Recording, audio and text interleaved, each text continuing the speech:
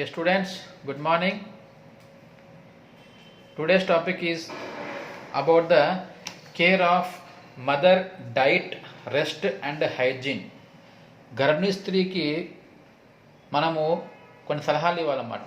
దేని గురించి? ఆమె ఆహారం గురించి, విశ్రాంతి గురించి మరియు హైజీన్ శుభ్రత గురించి చెప్పాలన్నమాట. అవేవో చూద్దాం. So principles of management. So మనము ముఖ్యంగా ఇక్కడ పాటించాల్సిన సూత్రాలు ఏమిటి? టు రెస్టోర్ హెల్త్, ఆమెను మళ్ళీ యథాతథంగా హెల్తీగా ఉంచడానికి. టు ప్రివెంట్ ఇన్ఫెక్షన్, ఎటువంటి అంటు అనేది రాకుండా కాపాడడానికి. To take care of breast, ఆమె యొక్క బ్రెస్ట్ని కేర్ తీసుకోవడానికి, ఎందుకంటే స్తన్యపానం కొరకు. To motivate the mother for contraception, అంటే ఏంది? గర్భ నిరోధక పద్ధతిని పాటించడానికి మనం వారిని ఎంకరేజ్ చేయాలన్నమాట. ఇవి సూత్రాలు.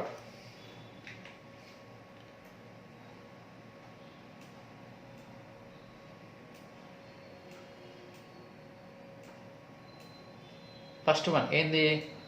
Rest and ambulance.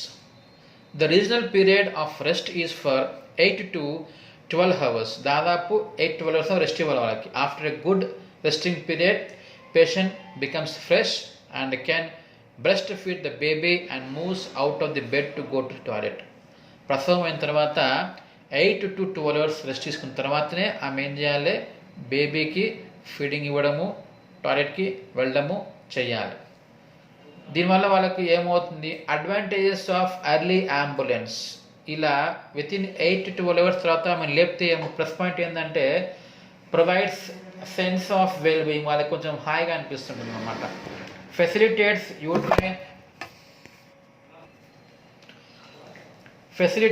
uterine drainage and helps in involution of the uterus. గర్భాశయంలోంచి రావాల్సిన స్రవాలు ఉంటాయి, దాన్ని మనం లోకియా అంటాం, అది బయటికి వస్తుంది. దాంతోపాటు helps in the involution of uterus అన్నాం. అంటే ఏంది? గర్భాశయం అనేది సాధారణంగా ప్రెగ్నెన్సీ కన్నా ముందు ఎంత ఉంటుంది అంటే మన పిడిక ఎంత ఉంటుంది, అంత చిన్న చెయ్యి పిడిక ఎంత ఉంటుంది. అది తర్వాత ఎంత పెద్దగా అవుతుంది చూస్తారు మీరు, బేబీ పట్టి ఎంత పెద్దగా అవుతుంది. ప్రసవం అయిన తర్వాత మళ్ళీ ఆ పెద్దగా ఆయన యూట్రస్ ఏం కావాలి? మళ్ళీ చిన్నగా మన చెయ్యి పిడికంత కావాలి. అలా కావడం ఏమంటాం మనము? ఇన్వల్యూషన్ అంటాం. సో ఇక్కడ రెస్ట్ చేసుకొని లేచి మళ్ళీ ఆమె పనులు చేసుకుంటే ఏమవుతుంది? గర్భాశయం మళ్ళీ యథాస్థితికి వచ్చే అవకాశము ఈజీగా ఉంటుంది. లెసన్స్ పర్ప్యూరియల్ వీనస్ థ్రాంబోసిస్, అంటే ప్రసవం అయిన తర్వాత వెయిన్స్లో రక్తం గట్టగట్టడం అనేది కూడా తగ్గుతుంది దీనివల్ల. ఇంకా mother should avoid strenuous activities up to 6 weeks. 6 వారాల దాకా తను ఎటువంటి శారీరక శ్రమ అనేది, అధికంగా శ్రమ అనేది చేయకుండా చూసుకోవాలన్నమాట. తర్వాత డైట్, ఆహారం ఎలా ఉండాలి? The patient should be on right diet on a light diet on the first day and normal diet may be resumed. తేలికగా ఉండాలి, ఈజీగా జీర్ణం కావాలి ఫస్ట్ రోజు, తర్వాత సెకండ్ రోజు నుంచి మామూలు ఆహారం ఇవ్వచ్చు అన్నమాట. If the mother is lactating, తన కనుక పాలు ఇస్తూ ఉంటే కనుక ఏం చేయాలమే? హై క్యాలరీస్, ఎక్కువ శక్తినిచ్చేటువంటి ఆహారము, అడిక్వేట్ ప్రోటీన్ అండ్ ఫ్యాట్, ఎక్కువ తగిన మోతాదులో ప్రోటీన్స్ ఉండాలి, ఫ్యాట్ ఉండాలి. ప్లెంటీ ఆఫ్ ఫ్లూయిడ్స్, అధిక మోతాదులో ద్రవ పదార్థాలు, మినరల్స్, ఖనిజాలు అండ్ విటమిన్స్ అవి కూడా ఉండాలి. Approximately additional 550 calories are required to those who are breast feeding. స్తన్యపానం ఇచ్చే తల్లులకు ఏం చేయాలి? అదనంగా 550 calories ఆహారము వాళ్ళకి లభించాలి. ఎప్పుడు? మొదటి 6 నెలల్లో ప్రతిరోజు అంత లభించాలన్నమాట. మొదటి 6 నెలల వరకు వాళ్ళకి డైలీ అదనంగా 550 calories ఆహారం వాళ్ళకి అందించాలి. అట్ సేమ్ టైం నెక్స్ట్ 6 నెలలకు వాళ్ళకి ఎంత రావాలి? 400 calories. ఎందుకంటే అప్పటికి బేబీ ఏమవుతుంది? తల్లిపాలే కాకుండా బయట నుంచి వేరే కూడా తీసుకుంటుంది కాబట్టి ఇక్కడ తగ్గిపోతుంది అన్నమాట భారత తల్లి మీద. సో ఆఫ్టర్ 6 months ఏం కావాలో మీకు? తీసుకునే ఆహారం కన్నా అధికంగా 400 calories ఉన్న ఆహారము తీసుకోవాలన్నమాట. ఇది డైట్ గురించి మనం ఇవ్వాల్సినటువంటి సలహాలు. నెక్స్ట్ వన్ హైజీన్, పరిశుభ్రత. Care of bladder. Mother is encouraged to pass the urine within 6 to 8 hours following delivery and thereafter 4 to 6 hours interval. So with in delivery వాళ్ళు ఏం చేయాలి, 6 నుంచి 8 గంటల లోపే వాళ్ళు ఖచ్చితంగా యూరిన్ని పాస్ చేయాలి. తర్వాత మళ్ళీ 4 to 6 hours అయిన తర్వాత వెళ్ళవచ్చు. The patient fails to pass urine and the causes ఏముండవచ్చు, ఎందుకు యూరిన్ పాస్ చేయకపోవచ్చు అంటే ఒకటి ఏంది, ల్యాక్ ఆఫ్ ప్రైవసీ, ఆమెకు ప్రైవసీ లేకపోవడం, మొత్తం బయట పెట్టిన ఆమె వార్డులో. లేకపోతే due to perineal injuries, perineum ఉంది కదా వజేనాకు యానస్కి మధ్య ఉన్నటువంటి ఆ లైన్ ఏమంటాం పెరీనియం, దానికి ఏదైనా గాయం అవుతే కనుక, లేకపోతే ఆమె యొక్క పొజిషన్ బట్టి కూడా ఆమె యూరిన్ పాస్ చేయకపోవచ్చు. కేర్ ఏం చేయాలి, మెయింటైన్ ద ప్రైవసీ, ఆమెకు ప్రైవసీ ఇవ్వాలి. రూములు లేకపోతే ఏం చేయాలి, ఆమె చుట్టూ పడదలు వేయాలన్నమాట, స్క్రీన్స్ వేస్తాం. అండ్ ఆల్టరేషన్ ఇన్ పొజిషన్, ఆమె తరచూ పొజిషన్ భంగిమ మారుస్తూ ఉండండి. తర్వాత allow the patient to use toilet, ఆమె టాయిలెట్ పోవని చెప్పండి. If it is not contraindicated, ఆమెకు ఒకవేళ అది నిషిద్ధం లేకపోతే కనుక టాయిలెట్కి లేచి పోమని చెప్పాలన్నమాట. If she fails to pass urine, ఒకవేళ ఆమె యూరిన్ పాస్ చేయకపోతే ఏం చేయాలి, ఆమెకు క్యాథరైజేషన్ షుడ్ బి డన్, ఆమెకు యూరిన్ పోయడానికి లేకపోతే ఏం చేయాలి, యురిత్రాలోకి మూత్రనాళంలోంచి మూత్రాశయంలోకి ఒక పైప్ వేస్తుంది, దాన్ని ఏమంటాం మనము క్యాథరైజేషన్ అంటాం. పైప్ వేసి యూరిన్ని బయటికి రప్పిస్తాం. నెక్స్ట్ వన్ ఏంది, కేర్ ఆఫ్ బవల్స్, బవల్స్ అంటే ప్రేగులు. ఇక్కడ ద ప్రాబ్లమ్ ఆఫ్ కాన్స్టిపేషన్, మలబద్ధకం అనేది చాలా చాలా ఈజీగా ఏమంటారు, అది తరచుగా ఉంటుంది. ముఖ్యంగా ఎప్పుడు అంటే పోస్ట్ నాటల్ పీరియడ్, ప్రసవం తర్వాత అధికంగా ఏముంటుంది సమస్య అంటే మలబద్ధకం ఉంటుంది. వాళ్ళకి ఏం చేయాలి మనం చికిత్స అంటే ఎర్లీ అంబులేషన్, ప్రసవమైనాక వీళ్ళంత తొందరగా మనం వారిని మంచి లేపాలన్నమాట within 8 hours. Intake of more fluids and roughage diet, ఆహారంలో ఎక్కువగా ద్రవ పదార్థాలు ఉండాలి. అట్ సేమ్ టైం రఫేజ్ అన్నం అంటే పీచు పదార్థాలు ఉన్న ఆహారము బాగా ఉండాలి. తర్వాత మిల్క్ ఆఫ్ మెగ్నీషియా ఇవ్వాలి. ఎంత, 4 to 6 teaspoons may be given at the bed time. పడుకునేటప్పుడు ఆమెకు 4 నుంచి 6 చెంచాల మోతాదులో మిల్క్ ఆఫ్ మెగ్నీషియా అనేటువంటి సిరప్ను తాగించాలి. Next one, care of vulva and episiotomy care అనం. ఆఫ్టర్ డెలివరీ ఏం చేయాలి, ఆమె యొక్క పిరుదులు బటక్స్ని వాష్ చేయాలి విత్ సోప్ అండ్ వాటర్. తర్వాత ఏం చేయాలి, ఆమెకు ఒకవేళ పెరినియం ప్రాంతంలో ఏదైనా వూండ్ గాయమైతే కనుక యాంటీసెప్టిక్ పౌడరు లేదా సొల్యూషన్ యూజ్ చేసి అక్కడ ఒక స్టెరైల్ క్రిమిరహితమైనటువంటి ప్యాడ్ని అప్లై చేయాలన్నమాట. Encourage the mother to wash the perineum after each micturition and defecation at least twice with 2% Dettol. ఇక్కడ ప్రతిసారి మల విసర్జన అయిన తర్వాత లేకపోతే మూత్ర విసర్జన అయిన తర్వాత ఏం చేయాలి, ఆమె 2% డెటాల్ సొల్యూషన్ తోటి క్లీన్ చేసుకోవాలి ఇది పెరినియంను. Next one, care of breast ఏందది చూద్దాం. నిప్పుల్స్ should be washed with sterile water before each feeding. ప్రతి ఫీడింగ్ తర్వాత కానీ ముందుగా ఏం చేయాలి, ఆమె ఖచ్చితంగా నిప్పుల్స్ని క్లీన్ చేసుకోవాలి. Should be cleansed, dried and kept covered by sterilised linen after each feeding. Feeding అయిన తర్వాత మళ్ళీ క్లీన్ చేసి డ్రై చేసి ఒక శుభ్రమైనటువంటి బట్టతో కప్పి ఉంచుకోవాలి. Mother is encouraged to wear the brassieres, it provides comfortable support. ఆమెకు కావాలంటే సపోర్ట్ కొరకు ఇన్నర్ వేర్ని వాడమని చెప్పవచ్చు అనమాట. ఇది care, diet and hygiene of the mother. Okay, next topic ఇవాళ మనం చూసేది ఏమిటి అంటే what is ectopic pregnancy and what are the types of ectopic pregnancy. So ectopic pregnancy అంటే ఏమిటి, దాని యొక్క టైప్స్ ఏమిటి చూద్దాం. అంటే ఏంది, it is a type of pregnancy in which the fertilized ovum is developed in any tissue other than the uterine wall. So ఇక్కడ ఏంది, సాధారణంగా గర్భాశయం యొక్క గోడకు గర్భాశయం లోపలలోనే మనకు పిండం పెరగాలి. ఓకే, తల్లి యొక్క అండాశయంలోంచి విడుదలైనటువంటి అండం అనేది ఏం కావాలి, ఫలదీకరణ చెందిన తర్వాత అది పిండంగా మారిపోయి అండనాళం ద్వారా ప్రయాణించి గర్భాశయంలోకి ఎంటర్ అయ్యి గర్భాశయంలోనే పెరగాలి. అది జనరల్గా జరిగేది అనమాట. ఒక్కోసారి ఏమవుతుంది, గర్భాశయంలో కాకుండా వేరే ఎక్కడన్నా పెరగవచ్చు. ఇక్కడ చూడండి, ఫీటల్ ఓవం ఈస్ డెవలపింగ్ ఎక్కడ అంటే other than the uterine wall. గర్భాశయం కూడా కాకుండా వేరే ఏదో చోట కనుక పిండం పెరగడం మొదలైతే దాన్ని ఏమంటాం మనము, ఎక్టోపిక్ ప్రెగ్నెన్సీ. ఓకే, గర్భాశయంలో కాకుండా వేరే ఇతర చోట ఎక్కడైనా పిండం పెరిగితే ఎక్టోపిక్ ప్రెగ్నెన్సీ అంటాం. సో సాధారణంగా ఎక్కడవుతాయి ఇవి? మోస్ట్ ఎక్టోపిక్ ప్రెగ్నెన్సీస్ ఎక్కడవుతాయి అంటే they occur in the fallopian tubes. అండనాళంలోనే ఎక్కువగా అవి పెరుగుతూ ఉంటాయి అన్నమాట. ఒక్కోసారి ఇంకెక్కడ కావచ్చు, ఈవెన్ ఇన్ ద సర్వీస్లో కావచ్చు, ఓవరీస్లో కావచ్చు, లేకపోతే అబ్డామిన్లోకి వచ్చేయచ్చు అనమాట. ఓకే, ఇవన్నీ సైడ్స్ ఆఫ్ ఇంప్లాంటేషన్. ఎక్కడెక్కడ? యూటరైన్, ఎక్స్ట్రా యూటరైన్, గర్భాశయంలో, గర్భాశయం వెలుపల. గర్భాశయం ఎక్కడ కావచ్చు?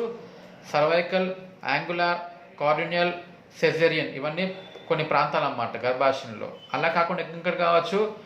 ట్యూబ్స్లో కావచ్చు, ఫెల్లోపియన్ ట్యూబ్లో కావచ్చు, ఓవరీలో కావచ్చు, ఉదరంలో కావచ్చు. ఫెల్లోపియన్ ట్యూబ్ ఎక్కడ కావచ్చు? మళ్ళీ అండనాళం యొక్క బాగా కొన్ని ఉన్నాయి. యాంపులా, ఇస్థమస్, ఇన్ఫెంటిబులం, ఇంటర్స్టిషియల్, ఈ ప్రాంతాల్లో కూడా మనకు ఏం కావచ్చు? పిండం పెరిగే అవకాశము ఉంటుందన్నమాట. ఇది parts of the pregnancy baby development.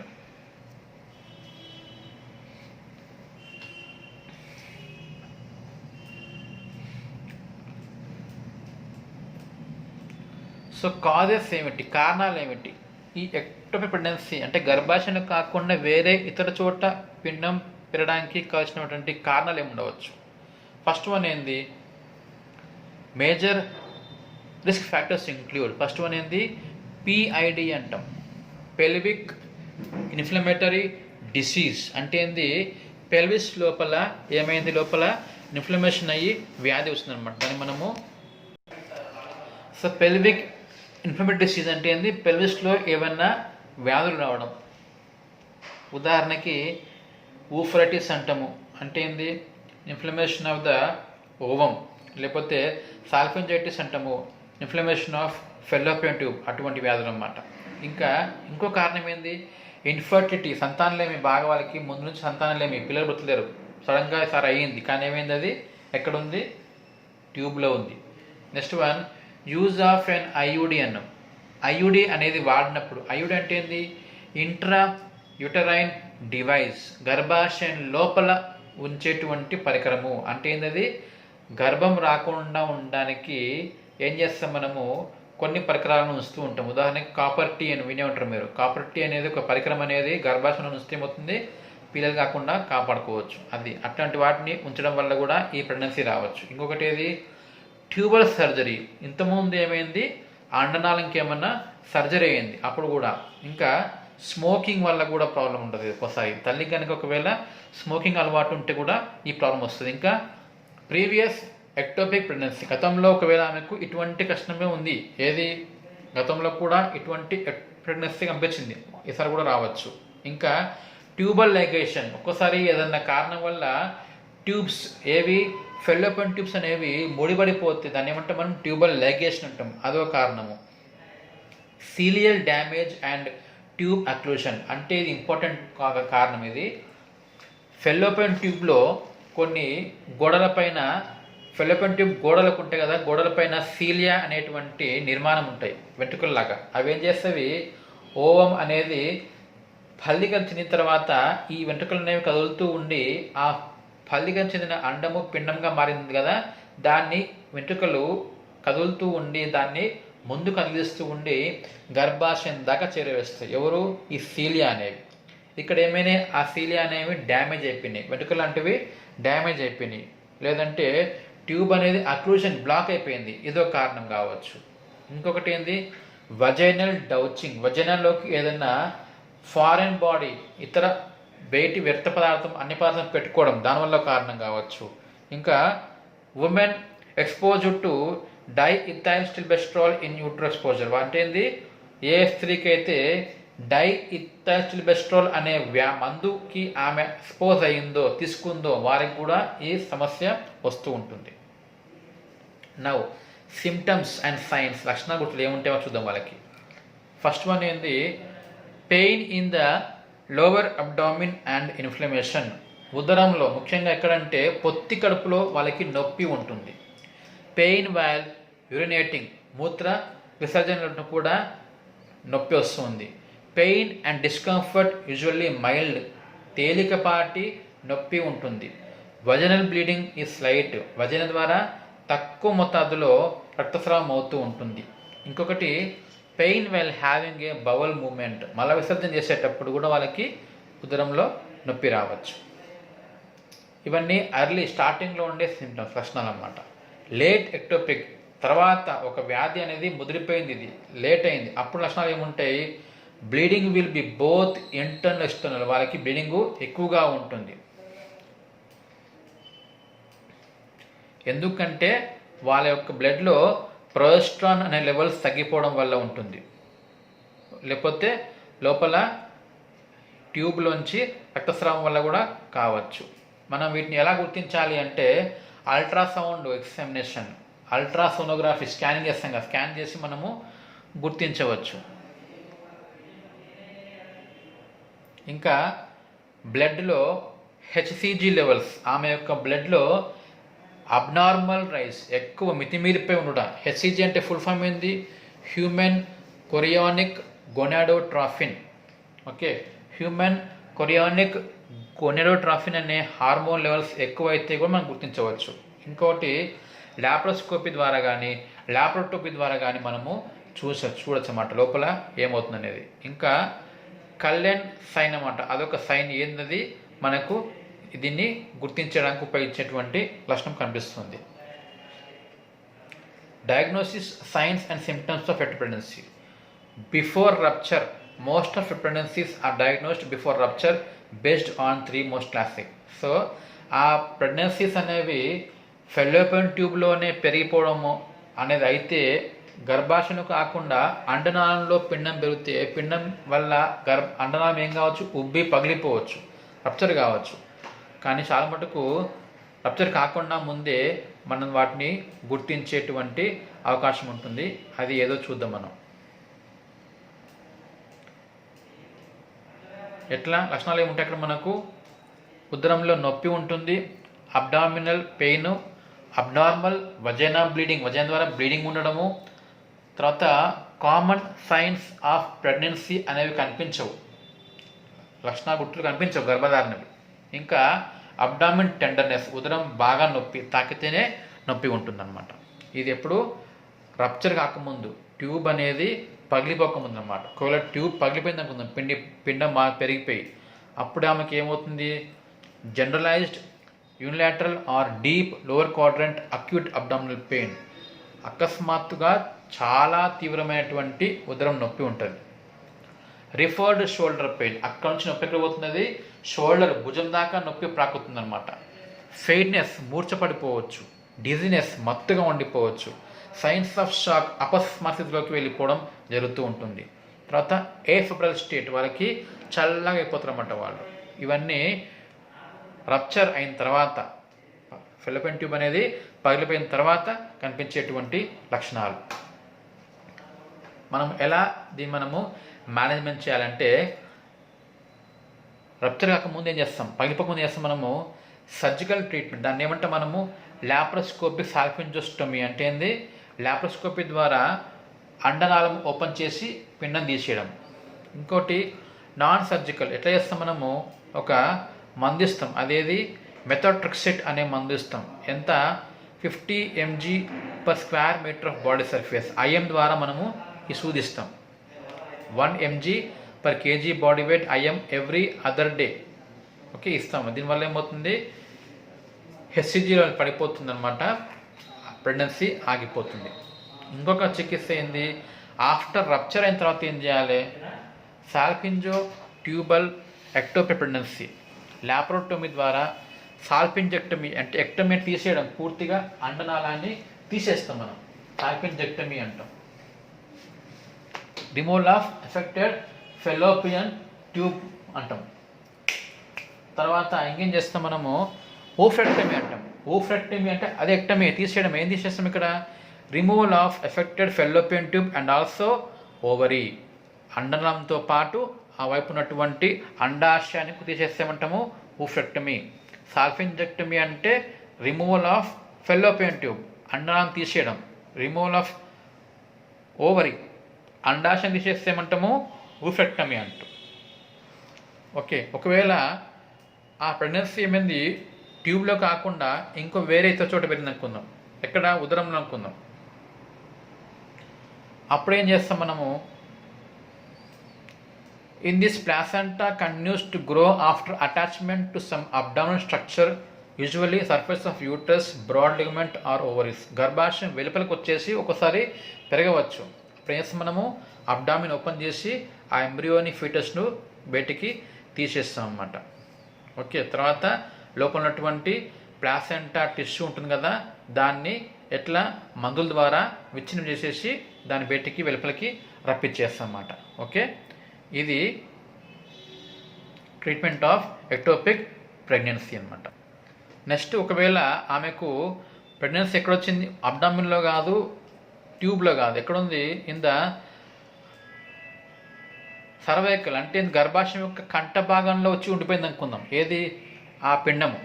అప్పుడు ఏం చేయాలి మనం, వారికి నీడ్ టు ప్రివెంట్ ట్యూబల్స్ క్యారింగ్, ఆమెను ట్యూబల్స్ క్యారింగ్ అని చేయకుండా ఆపాలన్నమాట. ఎడ్యుకేట్ సేఫ్ సెక్స్ ప్రాక్టీసెస్, అంటే ఏంది, సెక్స్ గురించి ఆమెకు పూర్తి అవగాహన కలిగించాలన్నమాట. లేకపోతే ఆమెకి ఏం కావచ్చు, ఎస్టీడీ, సెక్షువల్లీ ట్రాన్స్మిటెడ్ డిసీజెస్, సంక్రమిత వ్యాధులు, ఏవి, సుఖ వ్యాధులు అంటాం కదా, అవి రావచ్చు.